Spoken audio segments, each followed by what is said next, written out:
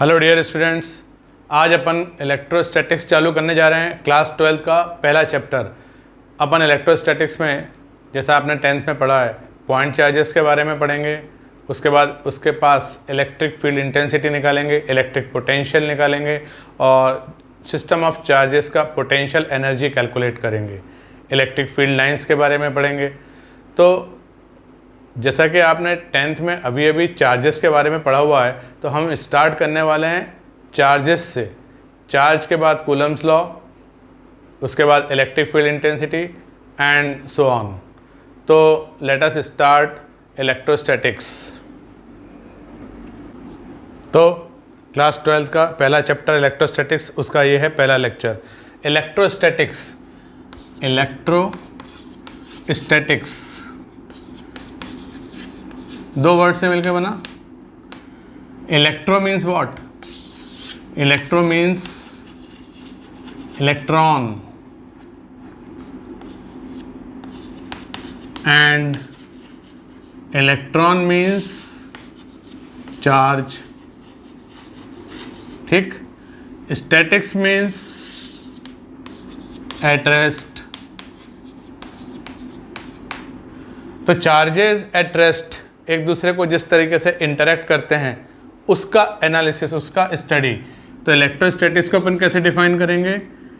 Study of interaction, study of interaction between charges at rest, between charges at rest. अब बात उठी साहब कि ये तो बताओ कि चार्ज क्या होता है। तो चार्ज क्या होता है? चार्ज होता है property of material by virtue of which bodies attract और रिपेल ईच अदर। आपने सुना होगा पॉजिटिव चार्ज एक दूसरे को रिपेल करते हैं, पॉजिटिव चार्ज नेगेटिव चार्ज एक दूसरे को अट्रैक्ट करते हैं। तो ये चार्जेस क्या हैं? ये प्रॉपर्टी ऑफ मटेरियल है। मटेरियल मतलब मास होना जरूरी है बॉडी के ऊपर। जो भी बॉडी है चार्ज बॉडी, उसका मास जरूर होगा क्योंकि उसमें इलेक्ट्रॉन प्रोटॉन होंगे। तो charges are property of material. Electromagnetic radiation में कोई चार्ज नहीं होता। By virtue of which bodies attract और repel each other, bodies attract or repel each other।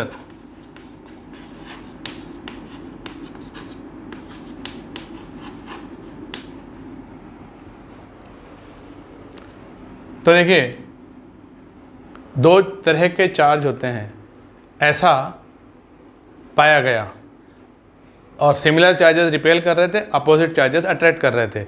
तो उनका नाम कैसे दें? एक ब्लैक एक वाइट, एक ए एक बी तो नहीं। एक को पॉजिटिव एक को नेगेटिव अगर कहा जाए तो आगे कैलकुलेशंस में इजी हो जाता है।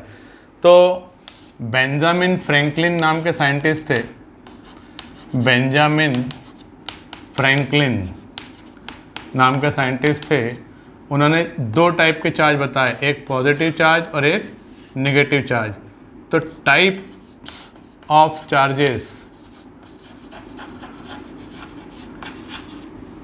दो टाइप के चार्ज हो गए, पॉजिटिव एंड नेगेटिव। अब हम पढ़ेंगे चार्ज कैसे एक बॉडी पर दिया जा सकता है और चार्ज की क्या प्रॉपर्टी होती है। तो बॉडी को चार्ज कैसे करते हैं? चार्जिंग ए बॉडी। तो चार्ज बॉडी पर क्यों आता है? तो ये आता है ड्यू टू एक्सेस और डेफिशिएंसी ऑफ इलेक्ट्रॉन्स। देखिए, बॉडी के अंदर एटम है, एटम अपने आप में न्यूट्रल होता है। जितने प्रोटॉन उसमें हैं उतने इलेक्ट्रॉन है। प्रोटॉन पॉजिटिवली चार्ज होता है, इलेक्ट्रॉन नेगेटिवली चार्ज होता है। तो कुल मिलाकर एटम न्यूट्रल होता है। लेकिन अगर उसमें से कुछ इलेक्ट्रॉन ले लिए जाएं तो वो बॉडी में इलेक्ट्रॉन की डेफिशिएंसी हो जाएगी। प्रोटॉन तो उतने ही है, वो कि न्यूक्लियस के अंदर बॉन्डेड हैं, वो तो आउटर जो लूज इलेक्ट्रॉन्स हैं उनको आपने बाहर निकाल दिया, तो उस बॉडी पे पॉजिटिव चार्ज हो जाएगा। और दूसरी बॉडी में जहाँ पर वो इलेक्ट्रॉन जाकर एडिशनल इलेक्ट्रॉन चिपक गए, वो बॉडी जो पहले न्यूट्रल थी वो अब नेगेटिवली चार्ज हो जाएगी। तो आइदर एक्सेस और deficiency of electrons will make the body charge. तो चार्जिंग की दो मेथड होती हैं, एक तो मेथड होती है कंडक्शन मेथड ऑफ चार्जिंग, एक तो है कंडक्शन जिसमें कि इलेक्ट्रॉन वास्तव में एक बॉडी से दूसरी बॉडी में जाएगा। इसको अपन फ्रिक्शनल इलेक्ट्रिसिटी भी कहते हैं, रब करते हैं एक बॉडी को दूसरी बॉडी के साथ, तो इसको फ्रिक्शनल इलेक्ट्रिसिटी भी कहते हैं। और दूसरा होता है इंडक्शन, इसमें इलेक्ट्रॉन स्वयं एक बॉडी से दूसरी बॉडी में नहीं जाते हैं, कुछ दूसरे आइडिया से दूसरी बॉडी को हम चार्ज कर सकते हैं। तो कंडक्शन या फ्रिक्शनल इलेक्ट्रिसिटी, जैसा कि नाम से समझ में आ रहा है, एक बॉडी ए है, उसमें मान लीजिए कि 100 प्रोटॉन हैं पॉजिटिवली चार्ज पार्टिकल न्यूक्लियस के अंदर और 100 इलेक्ट्रॉन हैं। दूसरी बॉडी है बी, इसमें मान लीजिए 200 प्रोटॉन हैं और 200 ही इलेक्ट्रॉन हैं, ये भी न्यूट्रल है, एटम तो न्यूट्रल होते हैं। अब इनको अपन ने एक दूसरे से रब किया, तो मान लीजिए कि इसमें जो इलेक्ट्रॉन्स हैं ना, इसकी तुलना में लूजली बाउंड हैं। These electrons are loosely bound with the nucleus of a, while these electrons are tightly bound with the nucleus of B. Therefore, some of the electrons will move from body A to body B. तो मान लीजिए कि 5 electron body A से body B में चले गए, तो body A के पास अब क्या बचेगा? अब बचेगा 100 proton inside the nucleus and only 95 electrons circulating around the nucleus. दूसरी बॉडी बी में क्या होगा? दूसरी बॉडी बी में प्रोटॉन तो उतने ही हैं इनसाइड द न्यूक्लियस, लेकिन अब इलेक्ट्रॉन्स की संख्या यहाँ बढ़ गई। तो ये डेफिशिएंसी ऑफ इलेक्ट्रॉन के कारण इस पर 5e चार्ज आ जाएगा, और इस पर इलेक्ट्रॉन के एक्सेस होने के कारण इलेक्ट्रॉन चूँकि नेगेटिवली चार्ज है तो -5e चार्ज इस बॉडी पर आ जाएगा, जहाँ की E क्या है? E है चार्ज ऑन एन इलेक्ट्रॉन। तो चार्ज ऑन एन इलेक्ट्रॉन कितना होता है? तो ये होता है -e, मतलब -1.6 इंटू 10⁻⁻19 कूलम। तो E कितना है? तो हमारी इस मेथड में E है 1.6 इंटू 10⁻⁻19 कूलम। तो प्रोटॉन के ऊपर कितना चार्ज होता है? तो हम कहेंगे +E चार्ज होता है, +1.6 इंटू 10⁻⁻19 कूलम। और इलेक्ट्रॉन के ऊपर कितना चार्ज होता है? तो ये नेगेटिवली चार्ज पार्टिकल है, इस पर -e चार्ज होता है।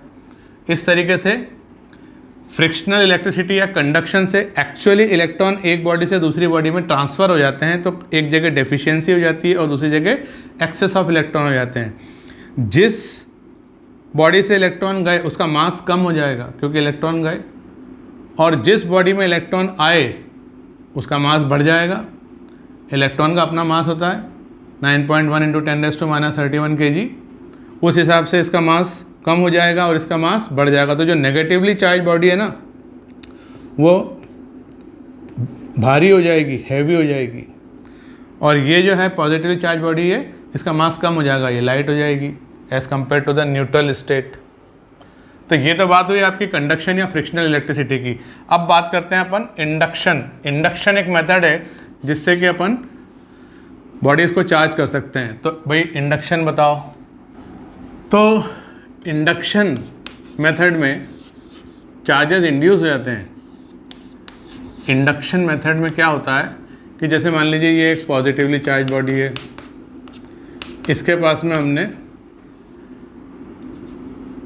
एक न्यूट्रल बॉडी रखी, इस पे पहले से इलेक्ट्रॉन डेफिशिएंसी थी तो ये पॉजिटिवली चार्ज थी, इसके पास में हमने रखी न्यूट्रल बॉडी, इसको हमें चार्ज करना है, इसको हमें चार्ज करना है।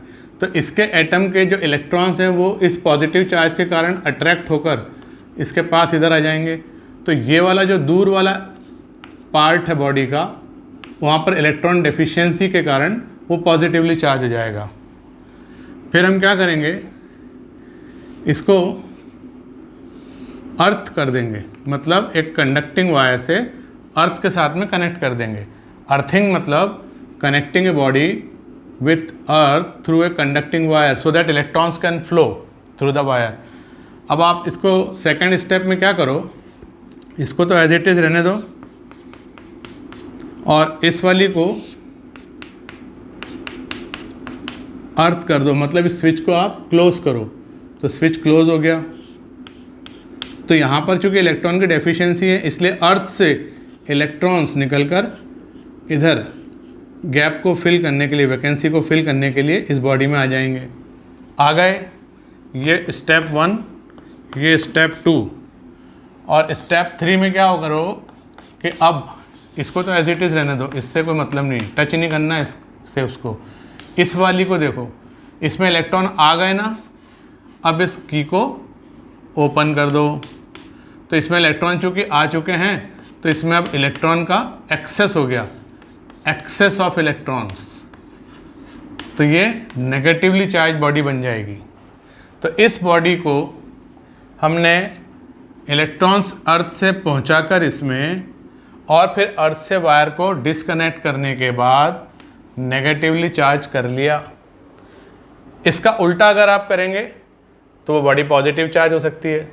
कैसे कि पहले तो अपन एक नेगेटिवली चार्ज बॉडी को लाओ न्यूट्रल के पास, फिर उसमें पॉजिटिव वाले चार्ज इधर इलेक्ट्रॉन रिपेल होकर इधर पहुंच जाएंगे, फिर आप इसको कंडक्टिंग वायर से अर्थ कर दो।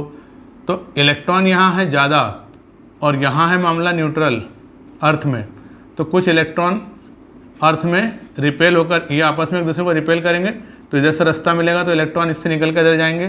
तो ये तो अपनी नेगेटिवली चार्ज बॉडी है, इसको अपन कोई डिस्टर्ब नहीं कर रहे हैं। इस वाली में से कुछ इलेक्ट्रॉन चले गए, इलेक्ट्रॉन चले गए और फिर हमने इसको डिस्कनेक्ट कर दिया वायर को। इलेक्ट्रॉन जा चुके हैं इसलिए अभी पॉजिटिवली चार्ज बॉडी बन जाएगी। तो इस प्रकार से एक बॉडी को पॉजिटिव या नेगेटिवली चार्ज कर सकते हैं without actual transfer of electron from your charge body to that body. तो इसको बोलते हैं मेथड ऑफ इंडक्शन। फिर प्रॉपर्टीज ऑफ चार्ज। तो प्रॉपर्टीज ऑफ चार्ज में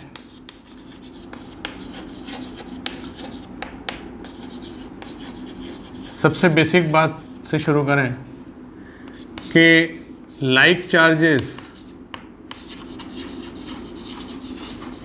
repel each other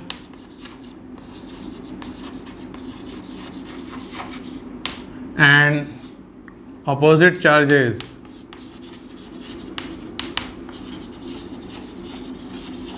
attract each other.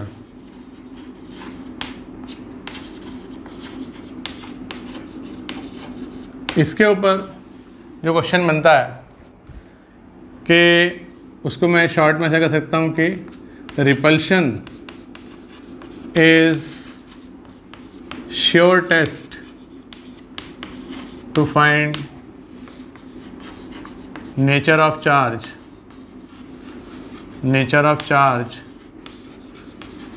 on a body।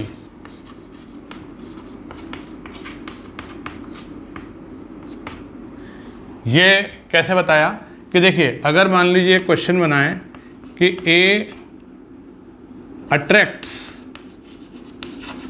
Body A attracts body B and A is positively charged. Find nature of charge on body B. Find nature of charge on body B।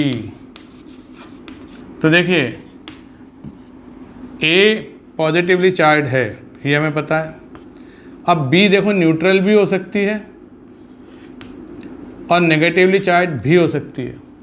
अगर ये negatively charge है तो ठीक है, ये तो attract करेंगी ए और बी, है ना। अगर ये न्यूट्रल है तो भी ये अट्रैक्ट हो जाएगी। क्यों?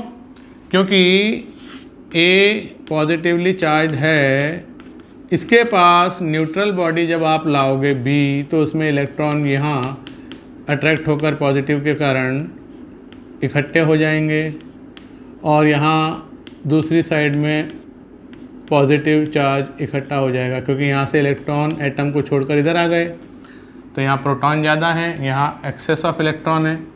अब देखिए जो कूलम्स इन्वर्स स्क्वायर लॉ है वो F is proportional to Q1 Q2 upon D square ऐसा होता है।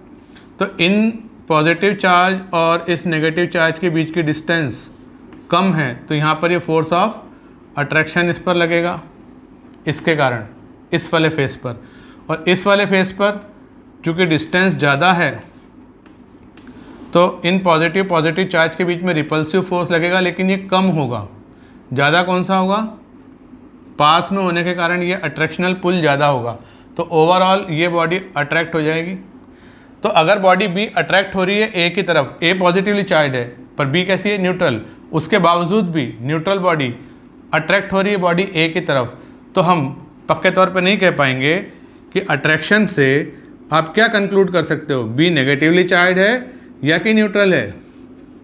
We can not predict anything, therefore we say repulsion is sure test to find nature of charge on a body and not attraction. repulsion के case में क्या होगा वो देखते हैं। तो repulsion के लिए अपन एक क्वेश्चन फिर से बनाया कि मान लीजिए body A repel body B and body A is positively charge. तो आपको फाइंड करना है चार्ज या nature of charge nature on body B. तो देखो अगर ये ए पॉजिटिवली चार्ज है तो बी पॉजिटिवली चार्ज होगी ही, तो आंसर हमारा पॉजिटिवली चार्ज हो जाएगा। क्योंकि अगर ये नेगेटिवली चार्ज होती तो ये अट्रैक्ट हो जाती, और अगर ये न्यूट्रल होती तो इलेक्ट्रॉन इधर आते, प्रोटॉन इधर रह जाते एक्सेस में, और ये फिर अट्रैक्ट होती, इसकी डिस्टेंस कम है ना। तो अगर रिपल्शन की बात करेंगे ना तो फिर ये पक्के तौर पे हम कह देंगे कि भाई बॉडी बी पॉजिटिवली चार्ज है, और इस तरह से अपन नेचर ऑफ चार्ज निकाल लेंगे। इसके अगेंस्ट अगर मैं कहूँ कि body A is positively charge, ये आपको दिया है, it attracts body B and B attracts body C, तो आपको फाइंड करना है nature of charge on C. तो अट्रैक्ट वर्ड जब यूज़ किया ना तो आप नहीं निकाल सकते, मान लो, दिमाग में बिठा लो, repulsion is the only test when you are finding nature of charge on a body. तो देखिए ए पॉजिटिवली चार्ज है, ठीक है, बी को अट्रैक्ट कर रही है, तो बी क्या होगी? बी या तो न्यूट्रल होगी या नेगेटिवली चार्ज होगी। न्यूट्रल होगी तो इंडक्शन से अट्रैक्ट हो जाएगी, और नेगेटिव होगी तो हो ही जाएगी अट्रैक्ट। अब बी के बारे में हमको पता नहीं, तो सी के बारे में कैसे बताएंगे? मान लो कि बी अगर न्यूट्रल होती तो सी पॉजिटिव या नेगेटिव कुछ भी हो, इंडक्शन से इसको अपनी तरफ खींच लेगी, फोर्स ऑफ अट्रैक्शन इनके बीच में लगेगा। और अगर बी मान लो कि नेगेटिवली चार्ज होती तो सी या तो न्यूट्रल हो सकता है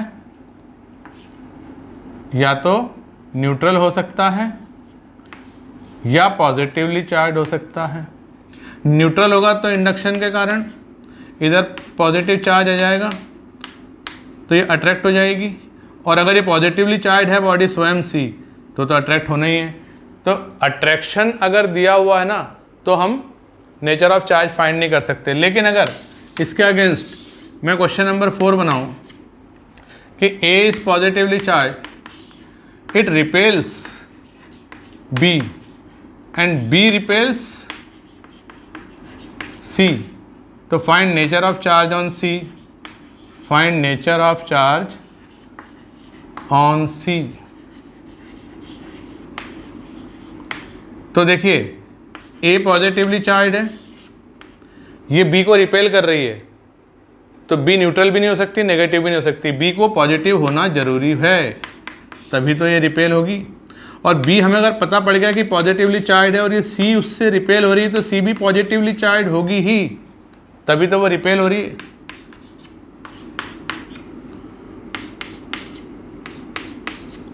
similar charges repel each other, तो हम आंसर लिख सकते हैं कि C कैसी है, पॉजिटिवली चार्ज। तो repulsion is sure test to find nature of charge on a body, while if you know that the bodies are attracting each other, you cannot predict the nature of charge on a body। ठीक है। Second property, charge is quantized, stable charge is quantized and quanta of charge is E equal to 1.6 into 10⁻⁻19 coulomb. तो देखो अपन ने देखा था कि body जब charge होती है तो एक्सेस ऑफ इलेक्ट्रॉन या डेफिशिएंसी ऑफ इलेक्ट्रॉन के कारण उस पर चार्ज होता है। इलेक्ट्रॉन 5 इलेक्ट्रॉन ए से बी में गए तो यहाँ पर इलेक्ट्रॉन की डेफिशिएंसी हो गई, तो यहाँ पर +5e चार्ज हो गया, और इस पर 5 इलेक्ट्रॉन एक्सेस में आ गया तो यहाँ पर -5e चार्ज हो गया। 5 इलेक्ट्रॉन जा सकते हैं, 4 जा सकते हैं, 3 जा सकते हैं, लेकिन 3.5 इलेक्ट्रॉन तो नहीं जा सकते, इसलिए बॉडी पर चार्ज 5e हो सकता है, 4e हो सकता है, 3e हो सकता है, 3.5e नहीं हो सकता। तो charge on a body is integral multiple of charge on an electron, चाहे पॉजिटिव चार्ज हो चाहे नेगेटिव चार्ज हो, चाहे एक्सेस हो चाहे डेफिशिएंसी ऑफ इलेक्ट्रॉन हो। तो इस पर जो क्वेश्चन बनेगा, n क्या है, इंटीजर नंबर है, होल नंबर, इंटीजर नंबर। तो इस पर जो क्वेश्चन बनता है कि which of the following charges are possible.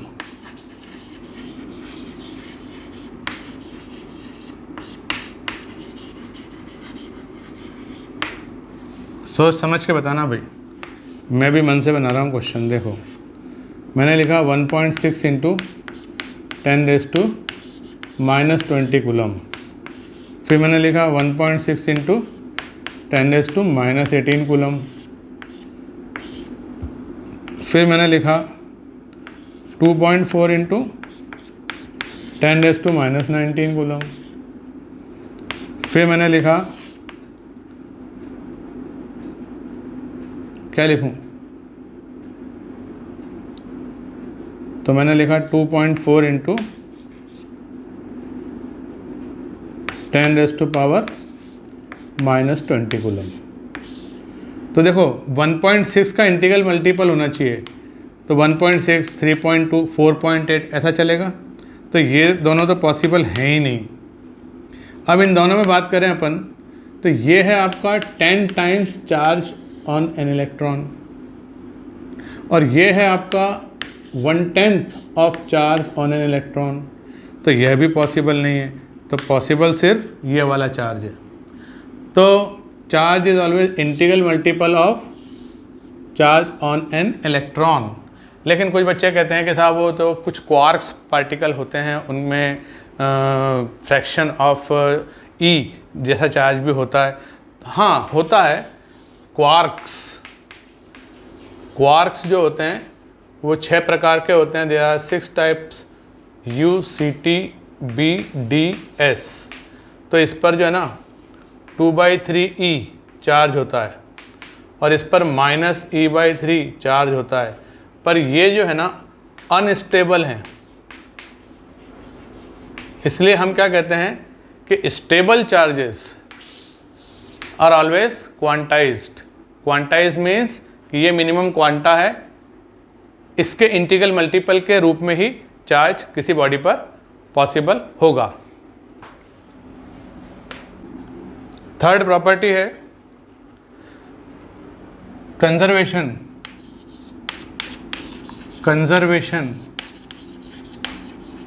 Of charge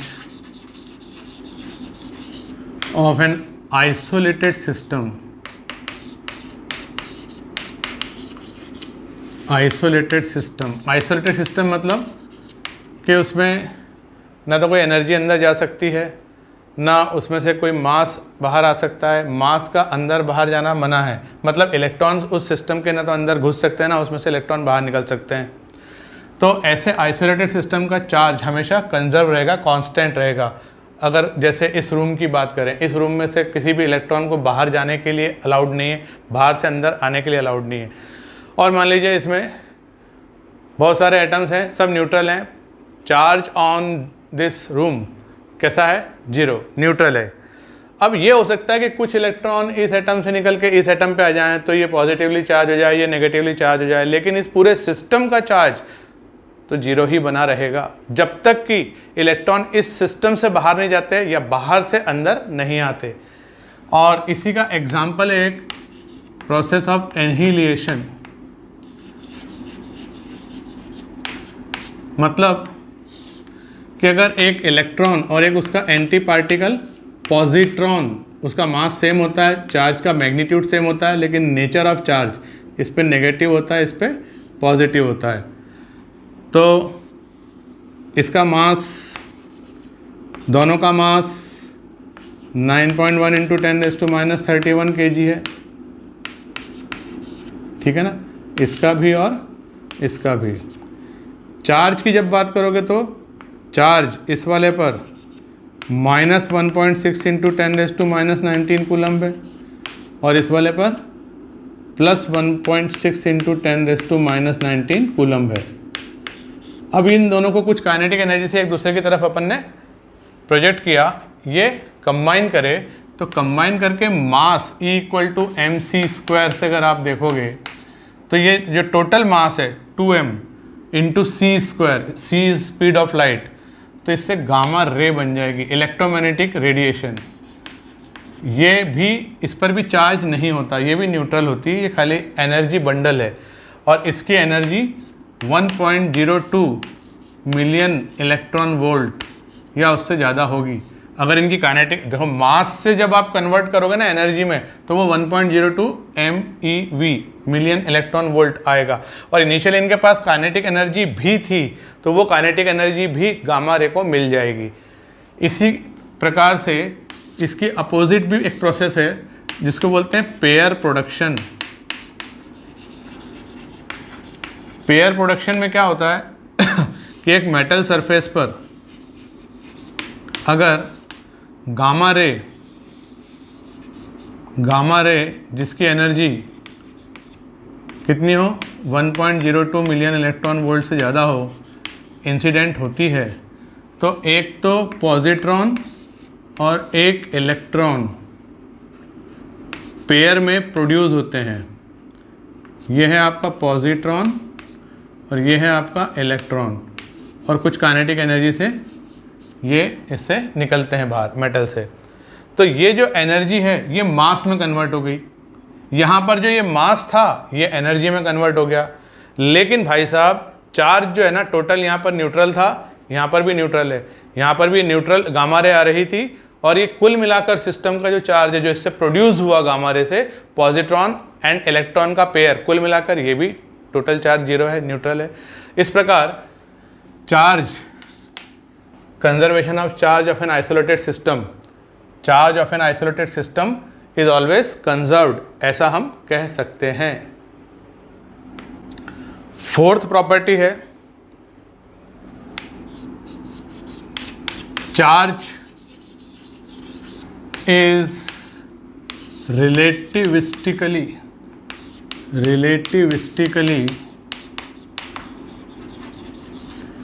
invariant.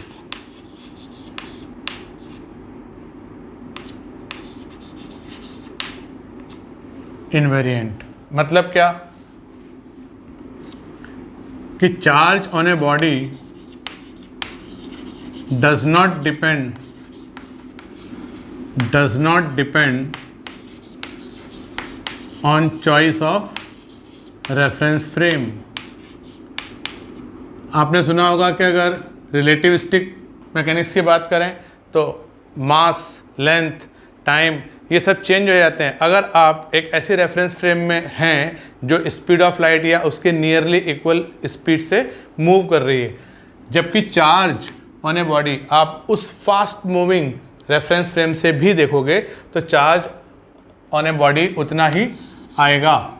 ठीक है, इसी प्रकार से कोई बॉडी को आपने हीटिंग कर दी, हीटिंग करी बॉडी की, बॉडी हीटअप हुई तो उसमें वेलोसिटी ऑफ